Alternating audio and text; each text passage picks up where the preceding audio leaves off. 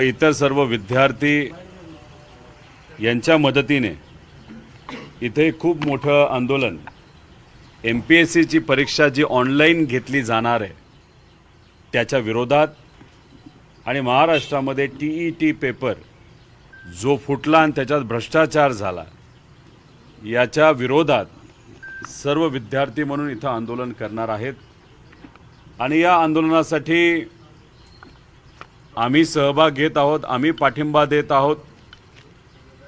काँग्रेसचे काही नेते आणि राज्याचा युवकचा अध्यक्ष शिवराज भाऊ इथे येत आहेत आणि सगळ्यात महत्त्वाचं म्हणजे इथे अभिजित भाऊ दिपके या आंदोलनामध्ये विद्यार्थ्यांना पाठिंबा देण्यासाठी येत आहेत। त्याच्याचबरोबर नितेश कराळे गुरुजी हे आज आपल्या या छत्रपती संभाजीनगरमध्ये आलेले आहेत। रविराज भाऊ साबळे व इतरही सर्व सामाजिक व शैक्षणिक काम करणारे कार्यकर्ते या विद्यार्थ्यांना पाठिंबा देण्यासाठी आलेले आहेत आणि विद्यार्थी मोठ्या संख्येने इथं उपस्थित राहणार आहेत। पण बघा, हजारोच्या संख्येमध्ये पोलीस प्रशासन इथं आलेलं आहे।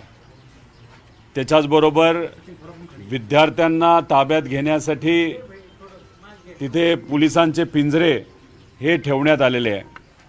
पण शेवटी हे सामान्य परिवारातली जे मुलं मुली आहेत जे स्वतःच्या हक्कासाठी आणि पेपर फुटीमध्ये जो भ्रष्टाचार होतो, MPSC मध्ये येत्या काळामध्ये ऑनलाइन परीक्षा घेतल्यामुळे त्यात भ्रष्टाचार जो होणार आहे आणि TET परीक्षेमध्ये सुद्धा जो भ्रष्टाचार त्या ठिकाणी झालेला आहे व त्याच्याचबरोबर अभिजित भाऊ नीट परीक्षेसाठी लढत आहेत, त्या नीट विद्यार्थ्यांना सुद्धा पाठिंबा देण्यासाठी इथं सर्वजण आलेलो आहोत। त्यामुळे आंदोलन मोठं होईल आणि हे जे झोपलेलं सरकार आहे नाही तर झोपलेलं सोंग घेणारं सरकार आहे त्याला जागा केल्याशिवाय हे युवा शांत बसणार नाही, एवढं या ठिकाणी मी सांगतो। सातत्यानं तुम्ही आवाज उठवताय, तुम्ही ट्विट देखील केले काल की होऊ शकते काय या सरकारच्या विरोधात जे कोणी लढत आलेले आहेत त्यांच्या कुठली ना कुठली तरी कारवाई हे सरकार करतच आलेलं आहे। मी काम करत असताना मी आधी व्यावसायिक क्षेत्रामध्ये आलो, नंतर राजकारणात आलो। राजकारणामध्ये आजचे अनेक नेते आपल्याला बघायला मिळतात, ते आधी राजकारणात आले नंतर व्यवसायामध्ये गेलेले आहेत। खूप खोलात कोणाच्याच तिथं मी जाणार नाही। व्यवसाय करत असताना राजकारण पण मी तिथं करत असल्यामुळे कधीकधी आम्हाला जे काय कळतंय, माझा आवाज दाबण्यासाठी कदाचित माझ्या काही कंपनीवर तिथं कारवाईही सुद्धा तिथं केली जाऊ शकते। याच्या आधी EDची कारवाई झाली, एक्साईजची कारवाई झाली, इन्कम टॅक्सची कारवाई झाली, पोल्युशनची कारवाई झाली। अशाच बऱ्याच कारवाई करून सुद्धा मी विचाराची साथ सोडली नाही, लोकांची साथ सोडली नाही। म्हणून मला काही लोकांकडनं जे कळलं, काही प्रमाणात माझ्या एखाद्या दुसऱ्या युनिटवर मुद्दामून माझा आवाज दाबण्यासाठी कारवाई केली जाऊ शकते, जे कळलं ते मी व्यक्त झालो। पण किती काय झालं, लोकांची साथ असल्यामुळे लोकांबरोबर मी राहणार आणि लोक हे नक्कीच चांगल्या विचाराने आम्हाला सुद्धा तिथं या लढ्यामध्ये ताकद देतील असा विश्वास वाटतो। मुंबईत सगळीकडे पाऊस पडतोय, मिसिंग रोड जो आता नवीन झालाय तो तिथेही दरड कोसळली, तिथेही सगळी आता मुंबई पुणे वाहतूक बंद झाली।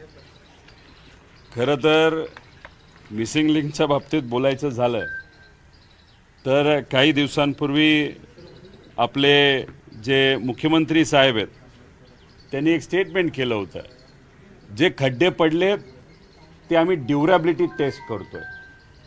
म्हणजे खड्डे पडल्यानंतर रस्ता नीट आहे का नाही, ड्युरेबल आहे का नाही हे आम्ही बघत आहोत आणि त्यामुळे खड्डे पडतायत ना ती चांगली गोष्ट आहे। एखादा भ्रष्टाचार, जर चुकीचा व्यवहार एखाद्या कॉन्ट्रॅक्टमध्ये नाही तर एखाद्या कामामध्ये झाला असेल तर गोंडस शब्दामध्ये ड्युरेबिलिटी टेस्ट हे पुढं केलं आणि मुख्यमंत्री साहेबांनी त्याच्यावर पडदा टाकण्याचा प्रयत्न केला। आता मिसिंग लिंकमध्ये जे दरड कोसळलेली आहे, आतून पार धबधब्यासारखं तिथं पाणी पडत आहे, मग असंच म्हणावं लागेल की हा धबधबा नाही तर दरड कोसळणं याच्यातून सुद्धा सरकार कुठेतरी ड्युरेबिलिटी टेस्ट करते आपल्याला म्हणावं लागेल। काय झालं, मिसिंग लिंक आहे ना